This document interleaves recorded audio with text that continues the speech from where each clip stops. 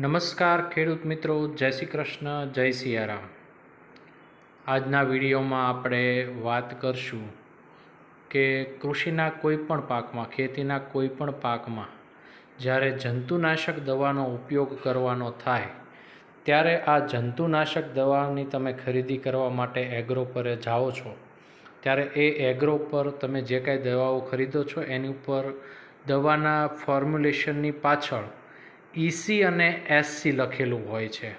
20% SC કે 20% EC આ જે ફોર્મ્યુલેશન લખ્યું હોય છે, આ EC અને SCનો શું મતલબ થાય અને ખેડૂતોએ ખરીદતી વખતે આ EC અને SC શા માટે ધ્યાનમાં રાખવા જોઈએ એના વિશે સમજીએ. સૌથી પહેલાં આપણે સમજીશું SC.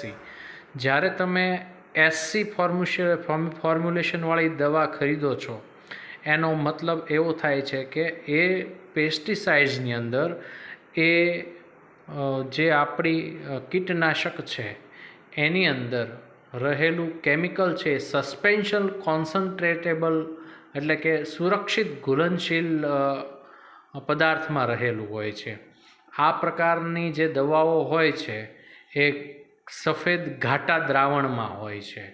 આ એટલા માટે હોય છે કે આ દવાના ફોર્મ્યુલેશનની અંદર વેટેબલ પાવડર ઉમેરવામાં આવ્યો હોય છે.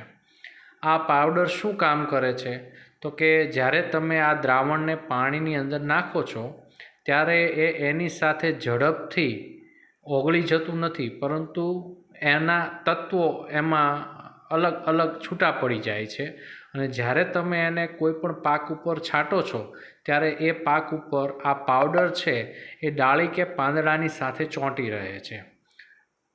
ચોંટી રહેવાના કારણે લાંબા સમય સુધી એની અસર રહે છે. આપણે સામાન્ય રીતે એવું પડતું હોય કે ભાઈ તડકો હોય, વરસાદ હોય કે અતિ વાદળછાયું વાતાવરણ હોય તો આ દરેક પ્રકારના વાતાવરણને તે સહન કરી શકે છે અને લાંબા સમય સુધી એની અસર પાક ઉપર રહે છે, જેથી કીટનાશકો એનાથી દૂર રહે છે અને અન્ય કીટનાશકોની સાથે આને સહેલાઈથી વાપરી શકાય છે. ખેડૂતને એવો પ્રશ્ન થાય કે આની સાથે બીજા કીટનાશકો, બીજી દવાઓ વાપરવી કે કેમ? તો જે દવા ઉપર SC લખેલું હોય છે એની સાથે તમે અન્ય કોઈ પણ દવા વાપરી શકો છો. કોઈ જ તકલીફ આવતી નથી કે બીજી દવા સાથે કોઈ રીતે રિએક્શન કરતું નથી. આમ SC પ્રકારની દવા છે એને ફરી એક વખત કહી દઉં કે અન્ય કીટનાશકો સાથે તમે વાપરી શકો છો. દરેક પ્રકારના વાતાવરણમાં તમે એને વાપરી શકો છો. કદાચ વાપરવામાં એ મોંઘી પડે, પરંતુ એની અસર લાંબા સમય સુધી હોય છે. માટે આપ ખેડૂતો જ્યારે દવા લેવા જાઓ ત્યારે દવા પર એ કયા પ્રકારનું કેમિકલ છે, SC પ્રકારનું કેમિકલ છે કે EC પ્રકારનું કેમિકલ છે, એ ખાસ તમારે જોઈ લેવું, જેથી કરીને તમે પોતે જ નક્કી કરી શકશો કે આની સાથે અન્ય કઈ કઈ દવાઓ વાપરી શકાશે. ખેડૂત મિત્રો, હવે આપણે વાત કરીશું EC વિશે. EC એટલે ઇમ્યુઝેબલ કોન્સન્ટ્રેશન. પાણીની અંદર ત્વરિત રીતે ઘુલનશીલ થતા પદાર્થો. તમે જેવું કોઈ મિક્સચર પાણીમાં નાખો છો તરત જ એ પાણીની સાથે ભળી જાય છે. આવા ફોર્મેશનવાળા જે કાંઈ પેસ્ટિસાઇડ્સ છે કે દવાઓ, કીટનાશકો છે એને EC પ્રકારના દવાઓ કે પેસ્ટિસાઇડ્સ કહેવામાં આવે છે. જેવું તમે એને પાણીમાં નાખો એટલે પાણીનો રંગ તરત બદલાઈ જાય છે, સફેદ રંગ થઈ જાય છે.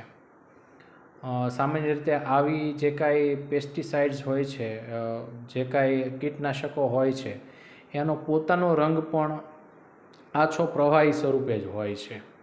આવા પેસ્ટિસાઇડ્સ આપણને માર્કેટની અંદર એગ્રોમાંથી કદાચ SC કરતાં સસ્તા મળતા હોય છે, પરંતુ આવા પેસ્ટિસાઇડ્સ છે તે વાડી કે ખેતરમાં જ્યારે આપણે વાપરતા હોઈએ છીએ ત્યારે અતિશય જો તડકો હોય, વધારે પડતો વરસાદ હોય કે વાદળછાયું વાતાવરણ હોય તો એની અસર છે નહિવત થઈ જાય છે. એટલે કે આવા કીટનાશકોનો ઉપયોગ કરીએ ત્યારે જો વધારે પડતા પ્રમાણમાં તડકો હોય કે વાદળછાયું વાતાવરણ કે વધારે વરસાદ પડે તો પાંદડા કે ડાળી પરથી ધોવાઈ જાય છે. તડકો વધારે પડે તો એનું બાષ્પીભવન થઈ જાય છે અને વાદળછાયું જો વાતાવરણ હોય તો જેટલી અસર કીટનાશકો પર થવી જોઈએ, કીટકો પર થવી જોઈએ તેટલી અસર થતી નથી. અને બીજી મહત્ત્વની બાબત એ છે કે સામાન્ય રીતે ખેડૂત કોઈપણ જગ્યાએ જ્યારે પોતાના ખેતરની અંદર સ્પ્રે કરતા હોય છે દવાનો, ત્યારે એક કરતાં વધારે દવાઓ પોતે વાપરતા હોય છે. આવા સમયે તમારે એ ખાસ ધ્યાન રાખવાનું છે કે ઇસી પ્રકારની જે દવાઓ છે, પેસ્ટિસાઇડ્સ છે, કીટનાશકો છે, એની સાથે ક્યારેય પણ બીજા પેસ્ટિસાઇડ્સ વાપરવા જોઈએ નહીં. આનું કારણ એ છે કે રાસાયણિક ફોર્મેશનને કારણે આવા ઇસી પ્રકારના જે કાંઈ પેસ્ટિસાઇડ્સ છે, કીટનાશકો છે, એ પોતાની કાર્યક્ષમતા રાસાયણિક પ્રક્રિયાને કારણે ગુમાવી દે છે. પરિણામે આપને ધારેલું રિઝલ્ટ આપના પાકો ઉપર મળતું નથી. માટે જ્યારે એગ્રો પરથી તમારે ખરીદી કરવાની થાય ત્યારે ખાસ કરીને આ બાબતની કાળજી લેવી. મિત્રો, કદાચ તમે ઇસી કે એસસી ફોર્મેશન યાદ ન રાખી શકો તો આને યાદ રાખવાની એકદમ ટૂંકી રીત એ છે કે દવા જો લિક્વિડ ફોર્મમાં એટલે કે પાણી જેવી દેખાતી હોય તો એ દવાને, એ પેસ્ટિસાઇડ્સને તમારે અન્ય કોઈ દવા સાથે ભેળવીને છાંટવાની નહીં. અને જો એસસી ફોર્મેશન એટલે કે સફેદ ઘાટા સ્વરૂપમાં જો કોઈ દવા હોય તો આવી પેસ્ટિસાઇડ્સ છે કે આવી કીટનાશક દવાઓ છે એની સાથે તમે અન્ય કીટનાશકો કે અન્ય કોઈ પણ કીટનાશક કે અન્ય દવાઓ ભેળવી શકો છો અને એકસાથે એનો છંટકાવ કરી શકો છો. આમ ટૂંકમાં ઇસી અને એસસી ફોર્મેશન ખેડૂતોની જાણકારી માટે જ છાપવામાં દવા પર આવતું હોય છે કે આ એસસી ફોર્મેશન છે અને એસસી ફોર્મેશન ઘટ પ્રવાહી સ્વરૂપે હોય છે, જ્યારે ઇસી ફોર્મેશન છે એ પ્રવાહી સ્વરૂપે હોય છે અને એ તરત જ પાણી સાથે ભળી જઈને સફેદ કલર એનો બનાવી દેતું હોય છે. તો આભાર મિત્રો. આવા વિડીયો જોવા માટે અમારી ચેનલને લાઈક કરો અને આપના મિત્રોને આવા વિડીયો શેર કરો. અમને સાથ આપો. અમે નવી માહિતીઓ ખેતી વિશેની આપના સમક્ષ મૂકતા રહેશું. આભાર, ધન્યવાદ, જય શ્રી કૃષ્ણ, જય સિયારામ. અહીં આ વિડીયોમાં આપવામાં આવેલ પેસ્ટિસાઇડ્સ એટલે કે દવાઓના જે ફોટા છે એ માત્ર આપની જાણકારી માટે છે. અમે એ દવાનું કોઈ પ્રમોશન કરતા નથી કે કોઈ અવહેલના કરતા નથી. આભાર, અસ્તુ, ધન્યવાદ.